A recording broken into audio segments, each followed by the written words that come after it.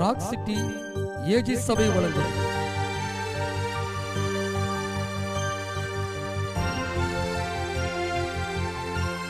கிருபையும் சத்தியமும்.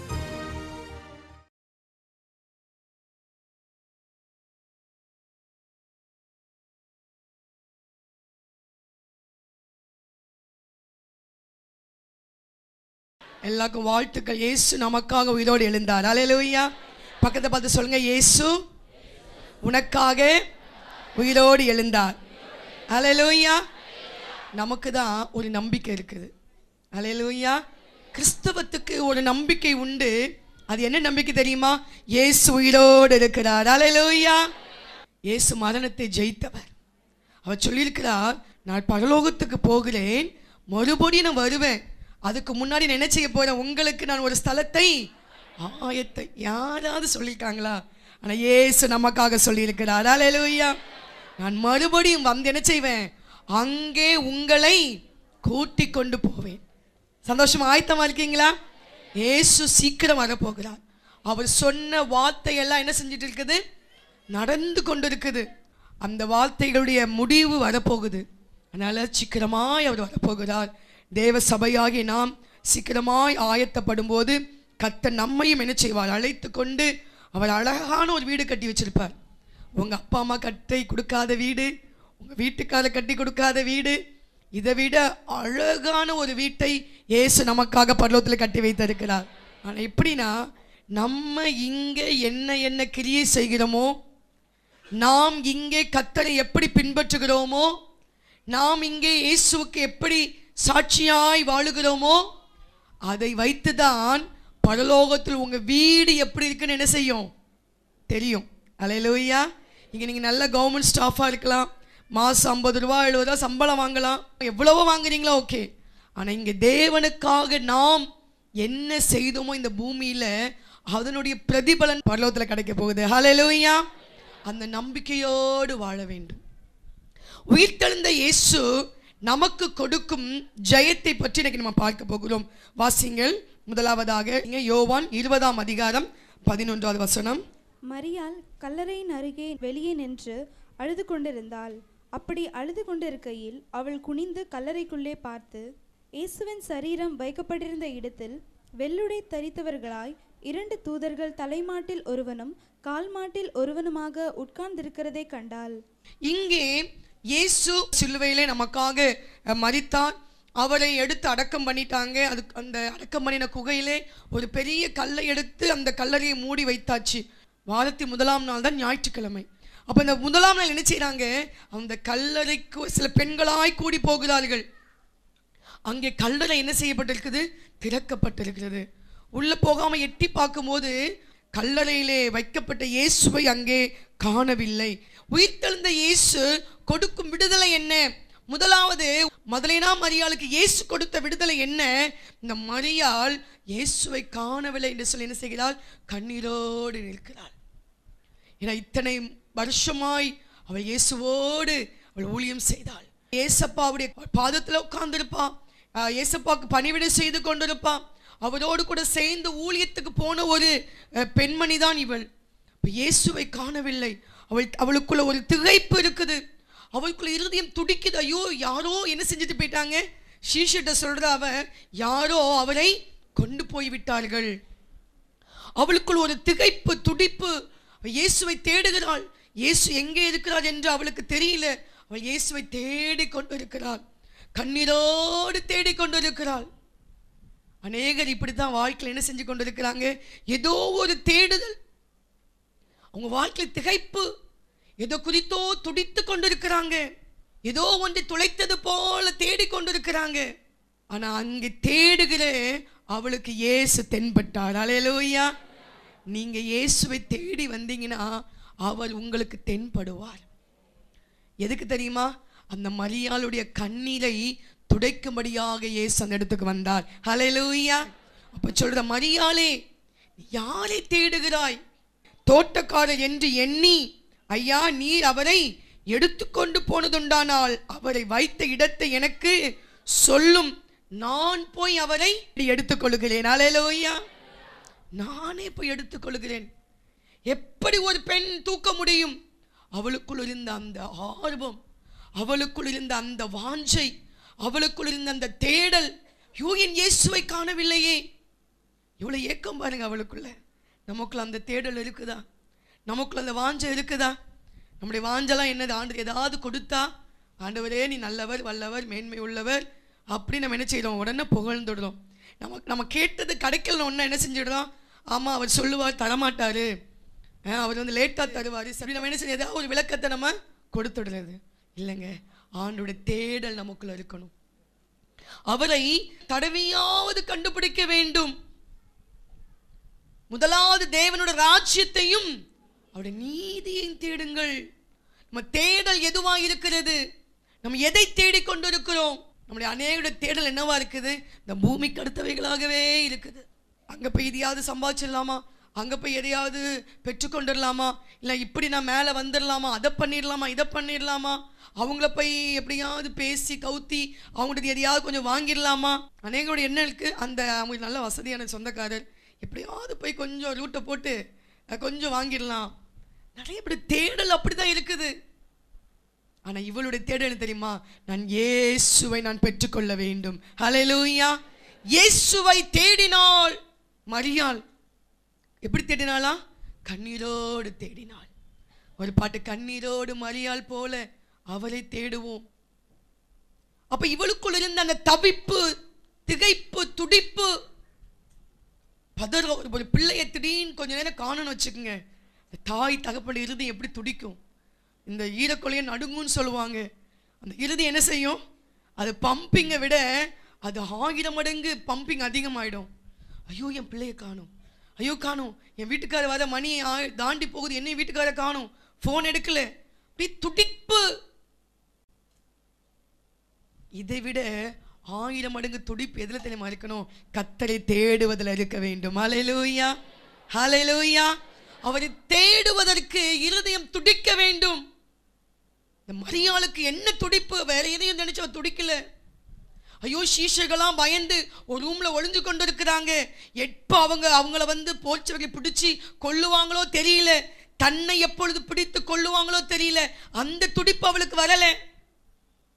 அவள் இயேசுவை தேடி அவளுடைய இருதயம் துடித்து கொண்டிருக்கிறது. அந்த துடிப்பை பார்த்த இயேசுதான் முதலாவது அந்த பெண்ணுக்கு தன்னை தரிசனமாய் காண்பித்தார். ஹல்லேலூயா. நீங்க துடிப்போடு வாஞ்சையோடு அந்த இயேசுவை நீங்கள் தேடுவீர்கள் என்றால் இயேசு முதலாவது உங்களுக்கு தென்படுவார். ஹல்லேலூயா. இயேசு முதலாவது உங்களுக்கு தென்படுவார். இயேசு நம்மை வந்து சந்திக்கிற மாதிரி நம்ம அவரை தேடணும். அவ அப்படி தேடி இப்படி நிற்கிறா, தேடி தேடி. ஆனால் இயேசு தான் என்ன செய்யறாரு? வாலின்றே வந்து அவளை சந்திக்கிறார். இவ்வளோ அருமையான கர்த்தர் பாருங்க. நாம் அவரை தேடும் போது அவர் உங்களை நோக்கி வந்து அவர் சந்திப்பார். ஹல்லேலூயா. அவர் சந்திப்பார்.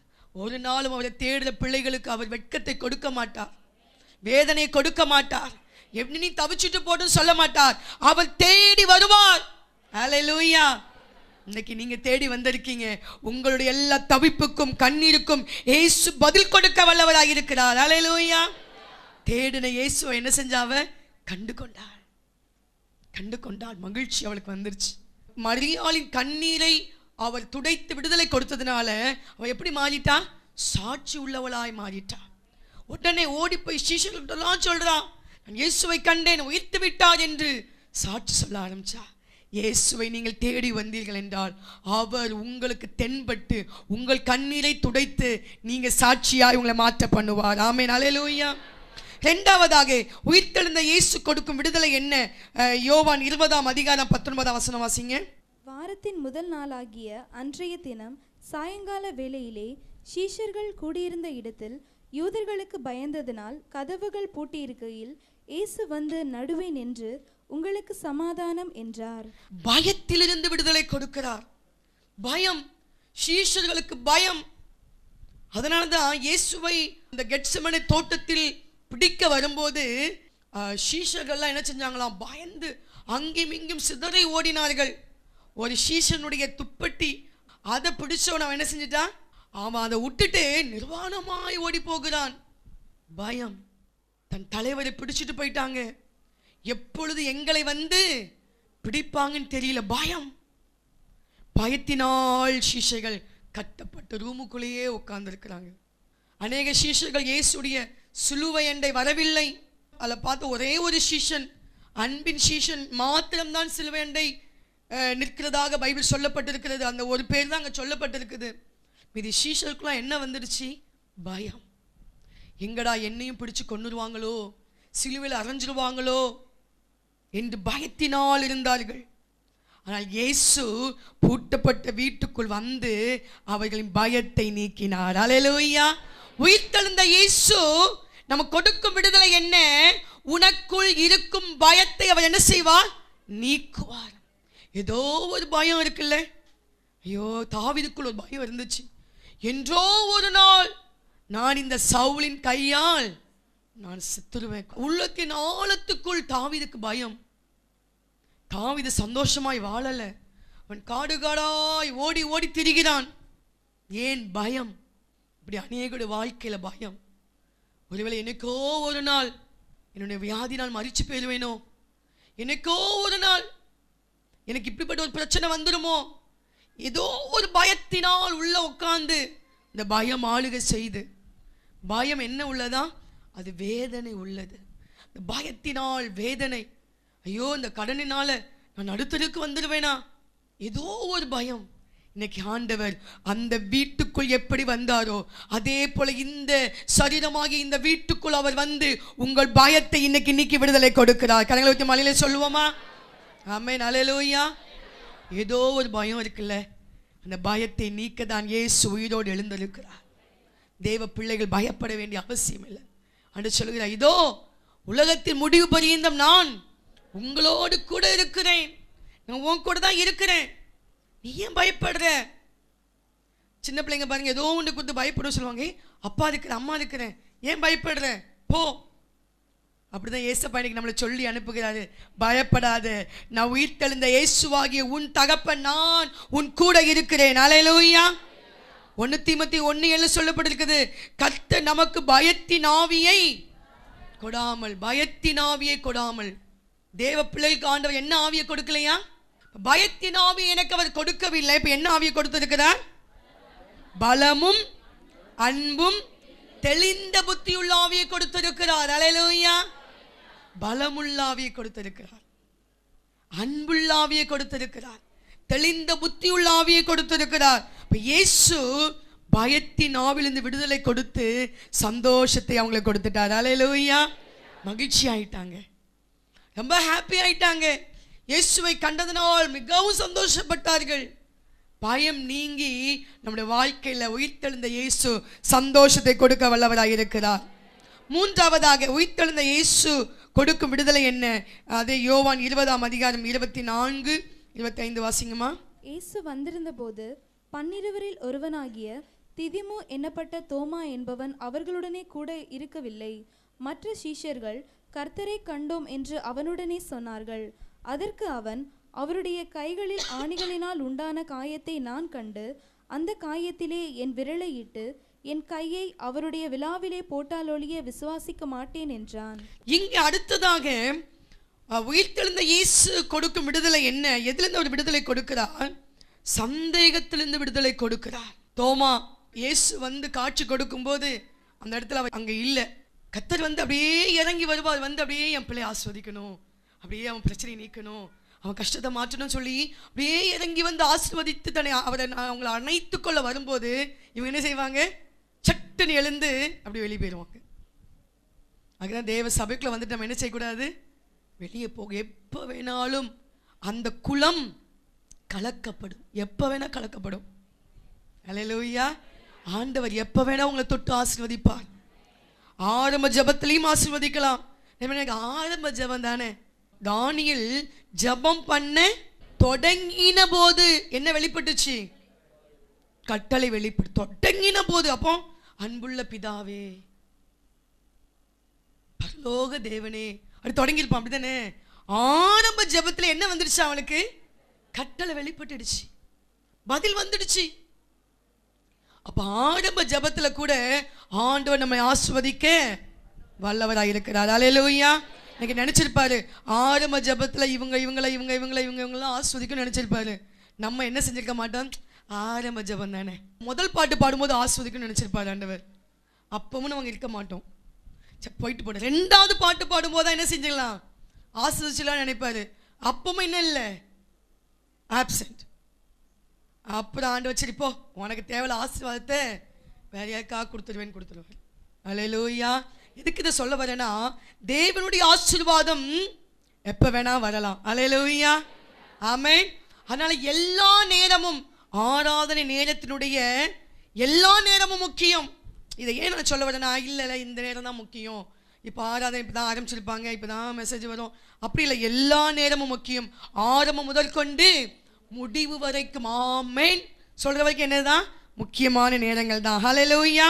அந்த தோமா சந்தேகம், எல்லாரும் பயந்து உள்ள நடுங்கிட்டு இருக்காங்கல்ல, தோமா எங்கேயோ போயிட்டாரு. அந்த நேரத்தில் கர்த்தர் வந்து என்ன செஞ்சார், அவங்களுக்கு காட்சி கொடுத்தார். இப்போ தோமா உள்ள இருந்து ஜெபம் பண்ண வேண்டாமா, வெளியே போனதே தப்பு. இதுல வேற என்ன செய்யறாரு, வந்து ரூல்ஸ் பேசுறாரு. வந்து தப்பு செஞ்ச ஆட்கள் என்ன செய்வாங்க, ரூல்ஸ் பேசுவாங்க. நீங்க நிறைய பேர் கவனிச்சு பாருங்க, ஏதாவது ஒன்று செஞ்சிருப்பாங்க, அதை மறைக்க, இல்லைன்னா அதுல இருந்து கேட்கிற கேள்வியை பீட் பண்றதுக்கு என்ன செய்வாங்க, இவங்க ஏதாவது ரூல்ஸ் பேசிட்டு இருப்பாங்க. ஒன்று தோமா சொல்லிட்டார், இல்லை அவர் வந்து அவர் விழாவில் எனக்கு கையை போடணும், அவர் ஆணி அடித்த கையை போட என்ன செய்வேன் நான் நம்புவேன்னு சொல்லிட்டாரு. ஆனாலும் ஆண்டவர் எவ்வளோ தயவு உள்ளவர், அப்படி தானே. அல்லேலூயா. அவர் தயவு உள்ளவர்.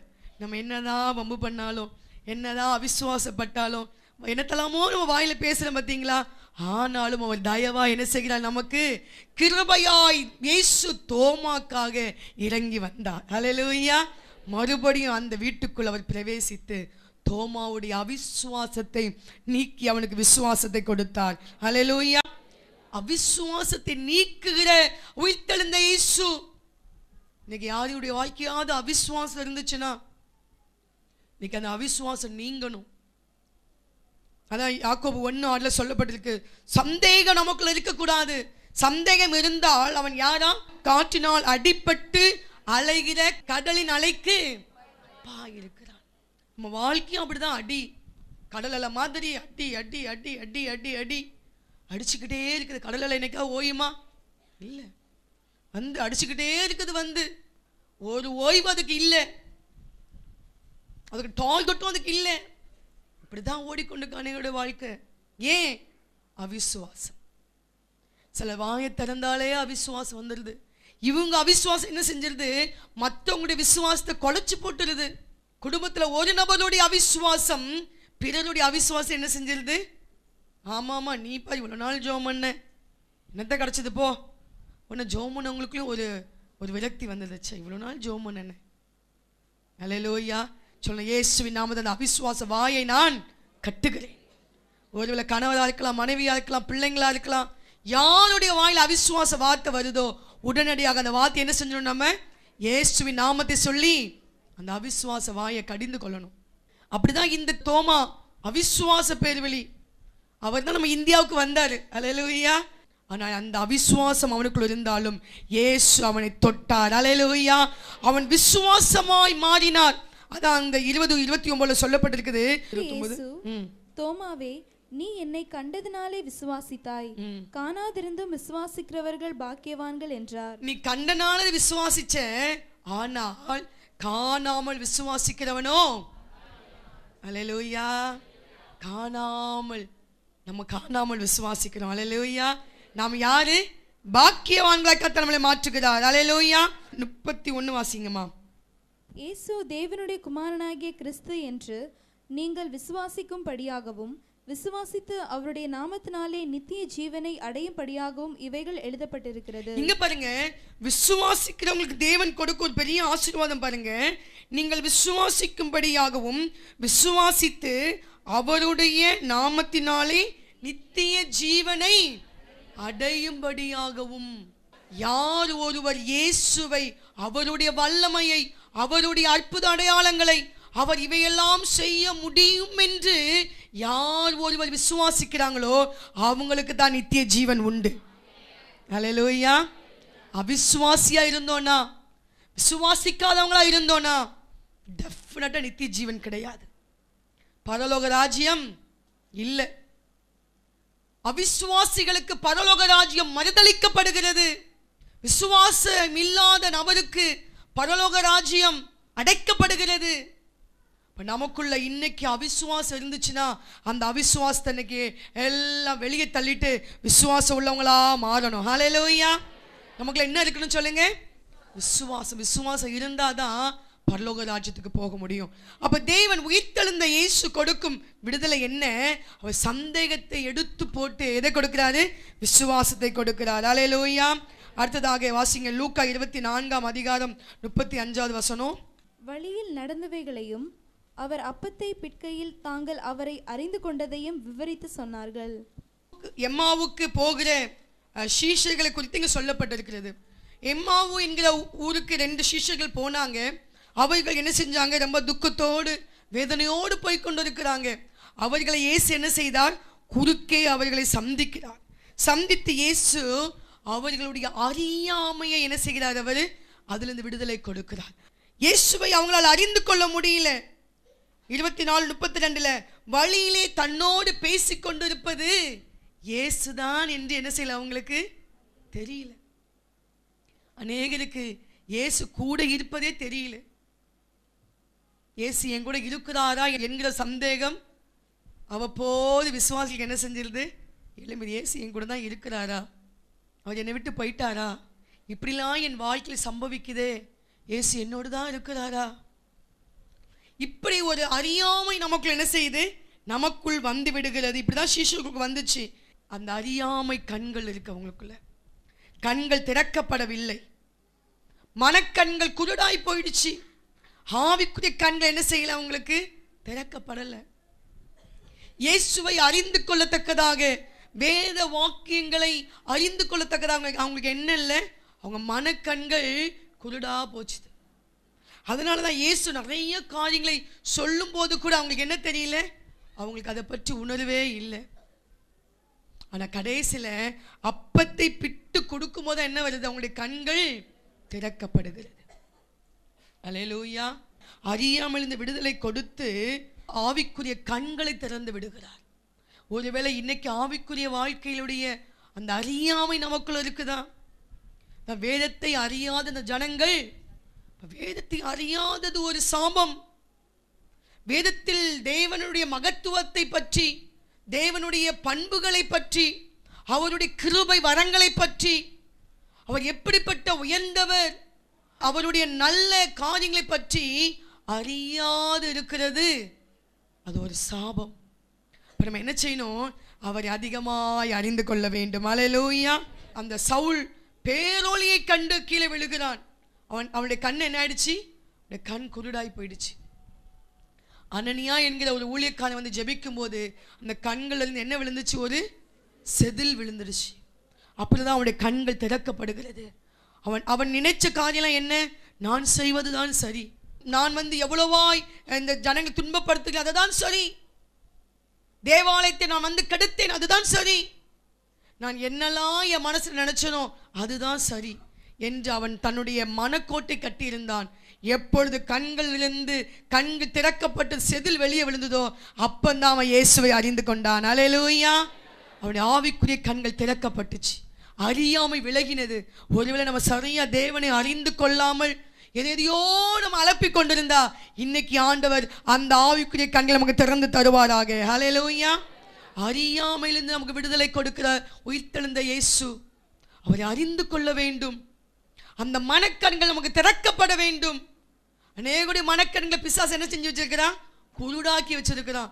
எதையும் அறிந்து கொள்ளக்கூடாது, இயேசுவை அறியக்கூடாது, இயேசுடைய அன்பை அறிந்து கொள்ளக்கூடாது, அவருடைய தியாகத்தை அறிந்து கொள்ளக்கூடாது, அவர் இந்த உலகத்துக்கு ஏன் வந்தார், என்ன பாடுகள் பட்டார் என்பதை அறிந்து கொள்ளக்கூடாத அளவுக்கு என்ன செஞ்சிருக்கு? அநேகருடைய மனக்கண்கள் குருடாக்கி வச்சிருக்குது. ஆனால் இன்னைக்கு உயிர்த்தெழுந்த இயேசு நமக்கு கொடுக்க ஆசீர்வாதம் தெரியுமா? அந்த மனக்கண்கள் எல்லாம் மாற்றி நமக்கு ஒரு ஆசீர்வாத கண்களை தருகிறார். அல்லேலூயா. ஆமென். உயிர்த்தெழுந்த இயேசு கொடுக்கும் ஆசீர்வாதம், விடுதலை அதான் பார்த்து கொண்டிருக்கிறோம். அடுத்ததாக 5வதாக யோவான் 21 அதிகாரம் 3 வசனம். சீமோன் பேதுரு மற்றவர்களை நோக்கி, மீன் பிடிக்க போகிறேன் என்றான். அதற்கு அவர்கள், நாங்களும் உம்முடனே கூட வருகிறோம் என்றார்கள். அவர்கள் புறப்பட்டு போய் உடனே படவேறினார்கள். அந்த ராத்திரியிலே அவர்கள் ஒன்றும் பிடிக்கவில்லை. இங்கே பேதுரு என்ன செய்கிறான்?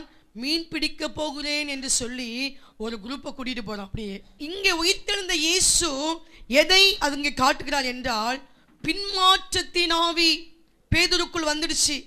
ஆண்டவர் சொன்னாரு, எப்பா நீ எல்லாத்தையும் விட்டுட்டு வா, என்னை பின்பற்று, நான் உன்னை மனுஷனை பிடிப்போதாக்குவேன்னு சொன்னாரு. எல்லாத்தையும் விட்டுட்டு இயேசுவை பின் சென்று வந்தான். ஆனா இங்கே சொல்லியிருக்குது, அவன் மறுபடி என்ன செஞ்சிட்டான்? மறுபடி மீன் பிடிக்க போயிட்டான். நாம் எதையெல்லாம் விட்டு விட்டு இயேசுவை பின்பற்றி வந்தோமோ அதை மறுபடியும் செய்யும்போது நமக்குள்ள என்ன ஆவி வந்துடுது? பின்மாற்றத்தின் ஆவி வந்துடுது. ஒருவேளை கோபத்தையெல்லாம் நான் மூட்டை கட்டி வச்சு, என்னுடைய சந்தேகத்தெல்லாம், என்னுடைய எரிச்சலெல்லாம், என் பொறாமையெல்லாம், என் கெட்ட சுபாவத்தெல்லாம் நான் மூட்டை கட்டி வச்சு நான் இயேசுவை பின்பற்றுகிறேன் என்று சொல்லி வந்துட்டு நம்ம மறுபடியும் அந்த தவறுகளை செய்கிறது தான் என்னது? பின்மாற்றத்தின் ஆவி. அல்லேலூயா. ஆவிக்குரிய ஜீவத்தில் பேக்வேர்டு போகக்கூடாது. நம்ம ஒரு நாளும் முன் வைத்த காலை என்ன செய்யக்கூடாது? பின் வைக்கக்கூடாது. அல்லேலூயா. கலப்பையின் மேல் கை வைத்து விட்டு பின்னிட்டு பார்க்கிறவன் தேவனுடைய ராஜ்யத்துக்கு தகுதியானவன் அல்ல, பாத்திரன் அல்ல. இந்த பின்மாற்றத்திலிருந்து தேவன் விடுதலை கொடுத்து இந்த பேதுருக்கான என்ன தெரியுமா? ஒரு ஊழிய அழைப்பை கொடுக்கிறார். ஹல்லேலூயா, ஹல்லேலூயா. நம்ம செய்து ஏதோ ஒன்றை விட்டிருக்கலாம். பாருங்க, பேதுரு எவ்வளோ ஊழியம் செஞ்ச ஆண்டவரோடு இணைந்து அதையெல்லாம் விட்டுட்டு மறுபடியும் நான் மீன் பிடிக்க போறேன்னு போயிட்டான்.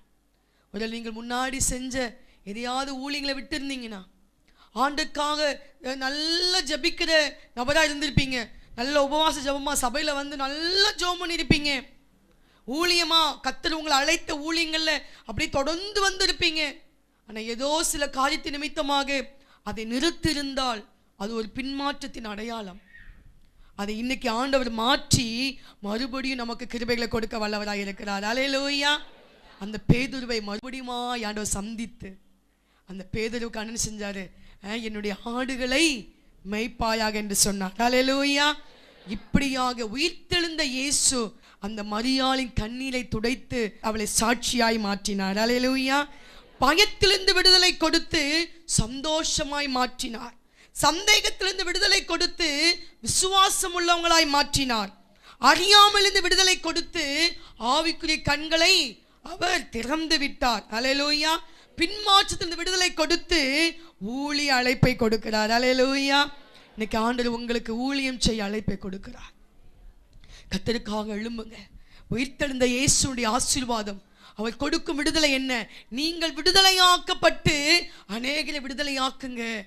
நீங்கள் புறப்பட்டு போய் சகல ஜாதிகளுக்கு என்ன செய்யுங்க? நீங்க சுவிசேஷத்தை பிரசங்கிங்க. அல்லேலூயா.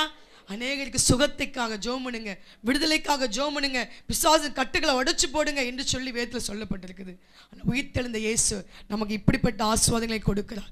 Rock city AG church service timing Sunday morning 5 a.m., 7 a.m., 9 a.m. and 11 a.m. Evening 6:30 p.m. Branch Church AG Blessing Center. Sunday morning service 9 a.m. near Ariyamangalam EB Office Street, Thidir Nagar Road. Our address AM Plaza, number 8/1, second floor, opposite Sidambaram Mahal, Trichy 620002. Cell phone 9976607364.